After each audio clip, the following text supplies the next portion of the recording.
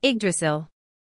The first kind was monster data, which could be used to summon mercenary monsters. There were three types of monsters in Nazarick. The first were the NPCs, who were made just like the players were. The second were the automatically spawning monsters of level 30 and below, and the last ones were the summoned monsters who could serve as mercenaries. These mercenary monsters had to be summoned via a ritual, which used a book, and then expending an appropriate amount of currency according to their level. Therefore, one could not summon them without a book. The second kind were magic items. Certain data crystals could only be imbued into book-type items. For the most part, book-type items were one-use magic items. The difference between them and scrolls were that one needed to be of a spellcasting job class to use a scroll, while book-type items could be used by anybody. The third kind were event items. It was not uncommon for the items required for changing to a specific job class to take the form of books. When Ains had gone from a skeleton mage to an elder lich, he had needed the item known as the Book of the Dead. There were also things like the martial arts monograph, and the tales of the four great elementals. Apart from these job change items, there were also items which allowed one to learn new spells when used. The fourth kind was visual data. In other words, they were books which contained visual data for swords, shields, armor, and the like. Anyone with specific blacksmithing skills could use these books with the required raw materials to produce an item skin. The fifth kind were novels distributed in book form. The most commonly seen examples were pieces of classic literature whose copyright had expired, followed by background material from the development team, and then original stories created by Yggdrasil's players. There were also a few secondary creations set in Yggdrasil's universe, or diary-style walkthroughs for the game. Within the great underground tomb of Nazarick, the vast majority of the books within its library belonged to the first kind books gathered in order to summon mercenary monsters. Of course, there was no need to collect that many books. In truth, even if one dumped the guild's coffers into the task, one could not summon even a tenth of the monsters from the books which filled this place. Then why did they have so many books? That was because the summoning books were not particularly expensive, so the guild members decided to mess around and made a huge stack of copies. This also served the purpose of hiding important items. Mare looked at the books on either side as he walked. Suddenly, a ghostly form appeared from between the bookshelves, as though to block his path. The ghost wore a black robe, and it seemed to meld into the darkness of the library. There was a jeweled wand on its waist, and several jewels tied to its belt. There was a waxy, corpse-like face beneath the robe's hood. Its hands were skin and bones. Every time it moved, the faint darkness surrounding it shifted as well. It was an especially famous monster among the undead magic casters known as elder liches. In Yggdrasil, they were nicknamed white counterfeiters. Monsters like these were level 30 and were ranked second among the elder lich family. There were other palette-swapped monsters like these in Yggdrasil, colloquially known as the red counterfeiters and the black counterfeiters. However, he differed from the average elder lich in that he had an armband on his left arm. The armband read Librarian J. Welcome, Mare-sama. The elder lich spoke in a hoarse, garbled voice, then bowed in deference, slowly but deeply, with one hand clasped to its chest in a prim and proper movement. I came to look for the head librarian. Is he in? The elder lich struck a thinker's pose, and then replied, the head librarian is currently making scrolls, so he is in the workroom. Thank you. Allow me to show you the way. Please, follow me. How could I impose on you like that? I can't keep you from your work. Think nothing of it. Aiding users of the library is my duty. Since he had already said as much, continuing to refuse would be rude. I understand, then I'll have to trouble you.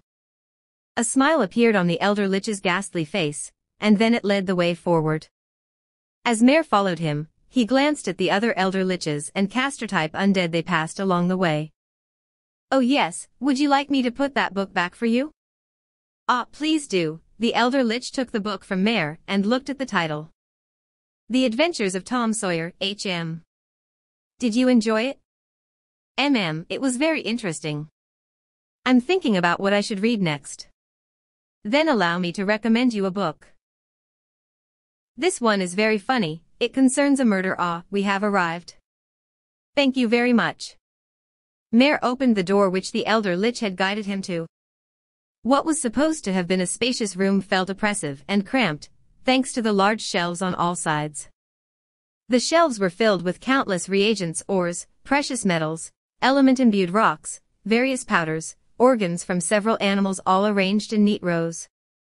There was also several stacks of parchment. Some were rolled up, while some were simply laid there. All these were the materials needed to make scrolls. Of course, these were not all the resources which the great underground tomb of Nazareth possessed. There were several hundred times this amount stored within the treasury. Only those supplies which would be promptly used were stored in this room. There was an extra-large drawing table in the center of the room, with a piece of parchment opened upon it. Before the table stood a skeleton which looked like a fusion of human and animal bones. It was not very tall. It was around 150 centimeters in height. 2 demonic-looking horns protruded from its head, and it had 4-fingered hands. Below its ankles were cloven feet. This bizarre creature was wrapped in a saffron himation. Apart from that, a hood of similar material lightly shrouded its head without being pierced by the horns, and there was another piece of cloth around its waist. TL note: a himation is an ancient Greek garment worn over the shoulder. In addition, it wore a silver bracelet with a multicolored jewel set into it, while there was a golden ankh around its neck, and it had several complex-looking and strange rings on its bony fingers, which looked like they were twined around the digits. There were jewels attached to the himation which took the place of a sash. Each of them was a fairly potent magic item. It wore several scrolls at its belt, like they were swords. While it had a unique outfit, it was actually a skeleton mage. It was one of the basic undead species, and the stage before the Elder Lich. However, this skeleton mage was the head librarian of this massive library, Titus Aeneas Secundus. This being had not been created by the supreme beings to focus on combat power, but production ability. In fact, its total level was higher than that of the Elder Lich just now. You have come just in time, Guardian Mare. I bid you welcome. Nice to meet you, Titus-san. I came to ask a favor of you. I see. Then tell me what business you have here. Yes. I'd like to borrow your vassals here who are above level 75. I understand. You intend an excursion, I believe? Why yes, that's right. How did you know? I have never forgotten the words of my ruler, Ain Sama. After that, I considered your situation, and I guessed it immediately very well. He spent only a moment in contemplation. I shall lend you the overlords within this library: Coxius, Ulpius, Elius, Fulvius, and Aurelius. TL note: these are all the second names of various Roman emperors, Really? But of course. In all honesty, their battle potential is somewhat excessive for the library. Rather than have them do dusting all day, for better to have them be your escorts. I am sure it would make them very happy. Thank you very much. That said, some recompense is due. I would have you assist me with a task, the creation of scrolls. Certainly. What should I do? Fret not. Once I say now, kindly cast a 4th-tier spell upon this scroll. That is all. What sort of spell should I cast? The choice is yours. Mare looked puzzled. Being told to decide for himself was quite difficult. He did not know if he should just use an ordinary spell. There was a small desk beside the drawing table with the parchment. Titus reached a bony hand out at the desk and touched a pile of glittering gold Yggdrasil gold coins. Suddenly, the gold Yggdrasil coins melted below his bony palm, and they flowed along the parchment like they were sentient. The golden serpent crawled along the parchment, and then dispersed, as though it had already decided where to go. In the time between breaths, a golden magic circle covered the parchment. The mystic tracery was both complex and delicate. Now, Mare, who was nervously awaiting his cue, cast his spell like he had been startled. Mare felt his spell being sucked up by the magic circle. Normally, that would have completed the scroll. That was what Mare had thought. Until that moment there was a bright red blaze. Something impossible happened upon the drawing table. Mare looked in shock as the parchment burned like it had been soaked in alcohol, but within a couple of moments, the fire had gone out. The events just now felt like an illusion. There was no trace of a fire within the room. Not even the smell of burning lingered. However, there was evidence on the table which proved what had just happened was no illusion. That was the remains of the parchment, its ashes. Titus seemed to have anticipated this, and he calmly picked up the ashes to examine them. So you can't imbue them with fourth-tier spells. I seem to have confirmed that it has nothing to do with the caster's power. Titus muttered, 10 years old, was a failure, and made notes. What just happened? What did I do wrong? Pay it no heed. I attempted to use the materials of this world to make scrolls in order to save on parchment costs, but their quality is simply atrocious. The tier of a spell limited the materials that could be used to make a scroll which contained it. For example, scrolls made from average parchment could hold a second-tier spell at the very most, but not spells of a higher tier. If one used the highest grade of parchment, that made of dragon hide, one could scribe a 10th-tier spell into it. Naturally, dragon hide was a special material, which required one to slay a dragon.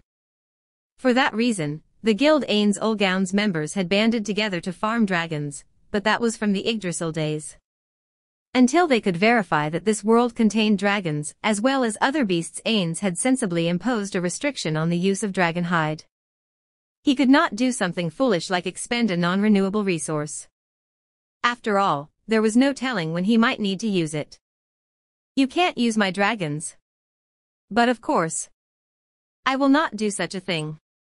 Beginning with your dragons, all these specially summoned beings are the will of the supreme beings made manifest. Harming them is strictly forbidden. Mare breathed a sigh of relief. Titus looked at him with interest in his eyes, then swept the ashes into a bin. Then, does that mean this world's parchment isn't suitable for making scrolls? Mare's eyes looked toward the remains. That is quite possible. No, I do not know yet. It might be that my manufacturing methods are unorthodox in this world. For instance, they seem to produce potions in a markedly different way. But is that really so? If it's just one failure, couldn't it be the parchment's fault? Just one, you say? I have already used the parchment from the outside for various experiments, but whenever I attempt to imbue a spell above the third tier into them, I receive the same result each time: destruction. It is quite likely that the parchment burns because the magical power cannot be infused into it. But the magic casters in this world all use that sort of parchment, right? No, what I just disposed of is probably not a typical piece of parchment used by the magic casters of this world. Of course, after considering that there are various nations in this world, I cannot guarantee that nobody has used a parchment like this one. When I used the parchments of the nations near Nazareth, Titus produced a stack of parchment, which seemed different from the piece just now. The experimental results were even worse. They were limited to first-tier spells. So that means the humans know how to make good use of poorer materials? No, I believe it might be a technological difference. While it pains me to admit it, their technique is, to some extent, more refined than ours. I would love to acquire this new technology and improve my skills. That's amazing. Mare felt nothing but respect for the head librarian's spirit of self-improvement. All this is for the Supreme One's sake.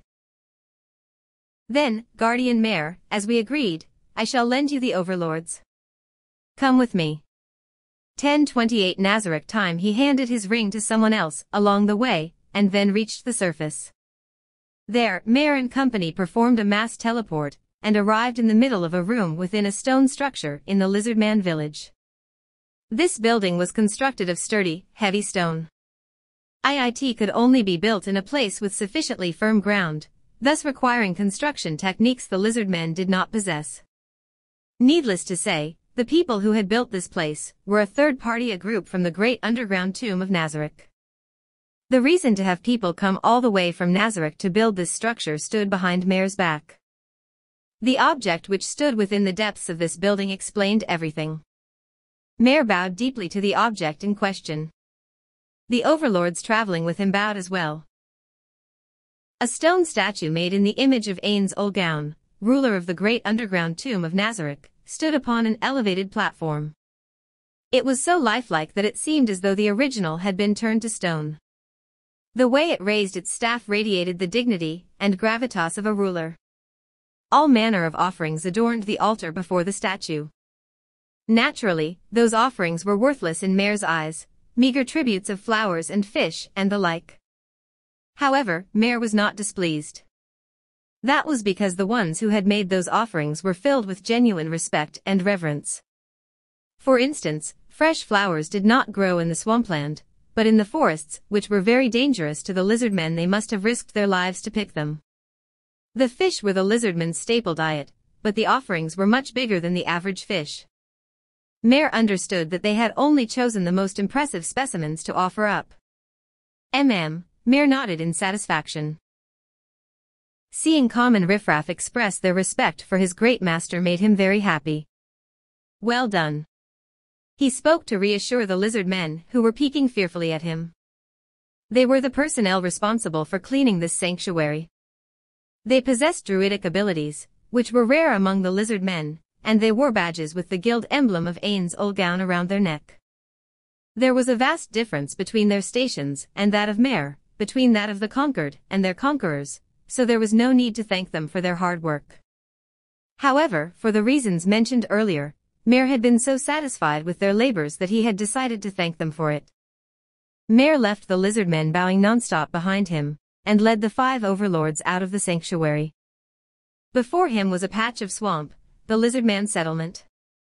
It seemed more developed than before. Indeed, they had lost many people during that war. However, the 5 tribes were now one, and in the end they had formed a stronger, larger village. The boundary fence encompassed a wide area. At some point, watchtowers had been built in the muddy swamp, and upon each of them stood a skeleton, probably a Nazareth old garter, scanning the surroundings with an arrow nocked to its bow. Several Nazareth old garters could be seen walking around in the swamp. Presumably, they were conducting reconnaissance in case of enemy attack. Where's Cositus-san? Cositus stood out in many ways. If he were in the village, then he ought to be instantly visible from here. If he were inside a building, there ought to be vassals like the ones Mare brought along waiting outside. With that in mind, he looked around the entire village, but could not find him. Could one of you please ask where Cositus-san is? Certainly. A moment, please. One of the overlords, Aurelius, headed back into the sanctuary. Mare looked out at the swamp at the lizardmen's peaceful and quiet village. Nobody here was wary of the Nazareth old garters. Even the lizardman children were the same way. Both sides seemed to be coexisting like it was the natural thing to do. Though they were attacked and conquered by the undead, they don't seem to bear any resentment for them. Was this because of Cositus-san's policy of friendliness? Or is this the nature of the lizardmen? As he idly pondered the matter, Aurelius soon returned. Forgive the delay, Mare-sama. The people in the sanctuary do not know the whereabouts of Cositus-sama. However, they say that Shasuria Shasha, the leader of the tribal alliance, might know. Then, let's go visit him and take a look. Mare's entourage proceeded under Aurelius' leadership. They did not cross over the swamp to go to the lizardman village, but followed the edge of the lake, walking a short distance through the forest. The forms of Nazareth old garters could be seen in the distance. Once the group exited the forest, they saw a large-scale construction project underway on the other side of the swamp. The flow of water here had been dammed, and roughly 10 stone golems were excavating the soil. The sand and mud they dug up were carried away by lizard men with pushcarts on the shore. As Mare watched what they were doing, a strapping lizard man ran over in a hurry. This lizard man was covered in old wounds. His physique was imposing, and he was distinctly different from the average lizard man. The metal around his neck swung wildly due to his haste in running over. The metal was a symbol of loyalty, and also a mark of protection. It was not magical in itself, but by wearing it, they could prove that they were Ain's property. Therefore, nobody from the great underground tomb of Nazareth, who revered the supreme beings as gods, could harm the lizard men intentionally. Of course, it would be a different matter if they deserved death, but fortunately, the lizard men were not that stupid. They knew their place and acknowledged the strong as their masters. I welcome you, Mayor Sama. My name is Shisuria Shasha-san, right? Indeed, I am. I am honored that you know my name. I heard it from Kositas-san. Do you know where Kositas-san is now? Shisuria waxed thoughtful for a bit. I recall Kositas-sama brought several of his subordinates, and several dozen trainee lizard men, on his expedition to subjugate the toadmen.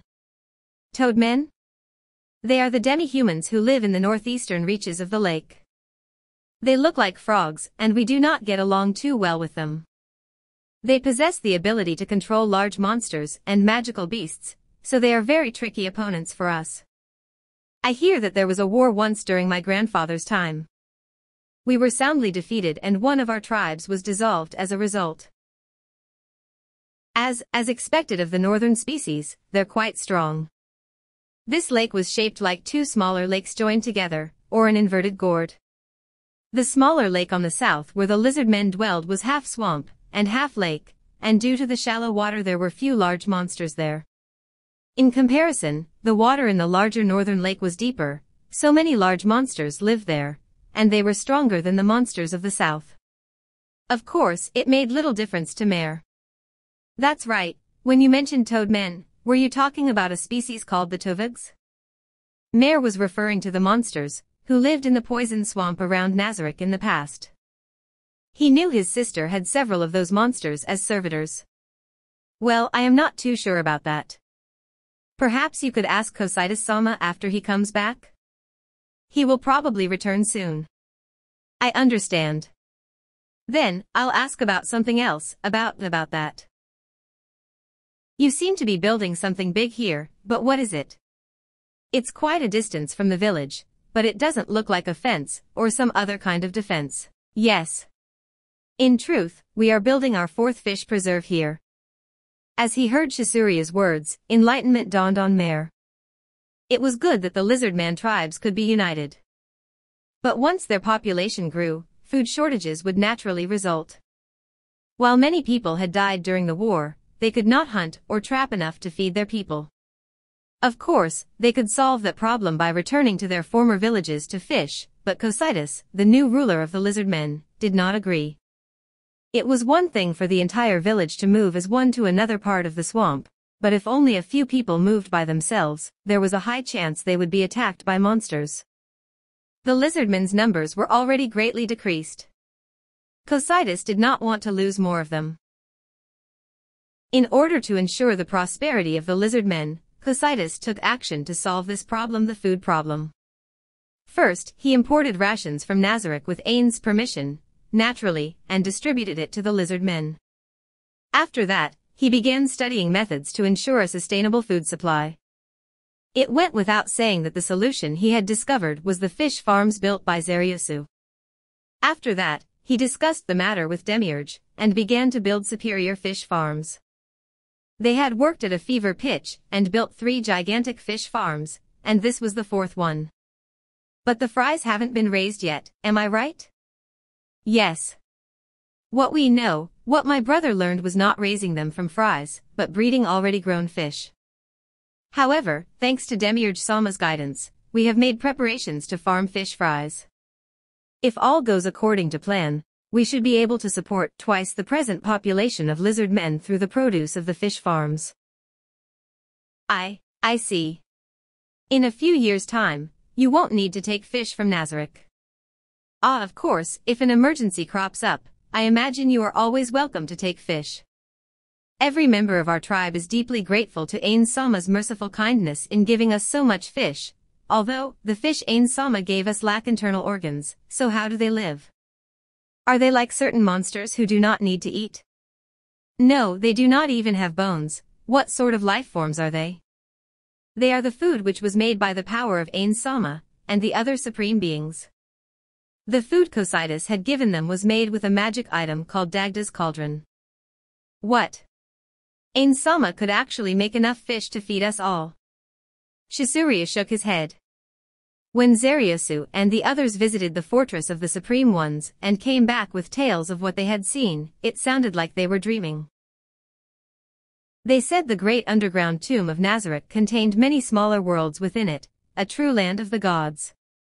Is Ain's Ulgaun Sama truly a god? But of course. Why was this lizard man stating the obvious? Mare could not understand him and tilted his head in confusion. Ain's Ulgaun was the greatest of the gods. He was their creator. I see. So all this was bestowed upon us by Ain Sama. My thanks to Ain Sama. I'll let Ain Sama know that. Clone.